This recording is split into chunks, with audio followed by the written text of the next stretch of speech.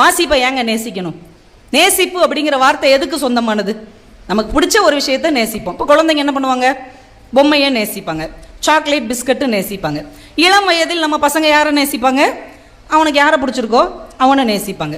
ஒரு காலகட்டத்தில் நம்ம குடும்பத்தில் இருக்கிற உறவுகளை, சொந்த பந்தங்களை, நண்பர்களை, பொருள் மேல் நம்மளுடைய நேசத்தை வைப்போம்.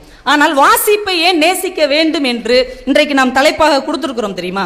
ஒரே ஒரு காரணம் தான். நீங்கள் உங்கள் கூட பழகிறவங்களை நேசிங்க, நீங்கள் விரும்புகிறவங்களை நேசிங்க, உங்கள் கூட இருக்கிற எல்லாரையும் நேசிங்க. ஆனால் ஏன் புத்தகத்தை நேசிக்க வேண்டும் தெரியுமா? புத்தகம் ஒருபோதும் பொய் சொல்லாது, புத்தகம் ஒருபோதும் ஏமாற்றாது, புத்தகம் ஒருபோதும் முதுகுக்கு பின்னால் நின்று குத்தாது, புத்தகம் ஒருபோதும் நம்பிக்கை துரோகம் செய்யவே செய்யாது, புத்தகம் உள்ளொன்று வைத்து புறம் ஒன்று பேசவே பேசாது, புத்தகம் உள்ளத்தில் உள்ளதை அப்படியே நமக்கு சொல்லும். அதனால தான் மனிதர்களை தாண்டி புத்தகத்தை நேசிக்க வேண்டும், வாசிப்பை நேசிக்க வேண்டும் என்கின்ற ஒரு தலைப்பு இன்றைக்கு எனக்கு தரப்பட்டு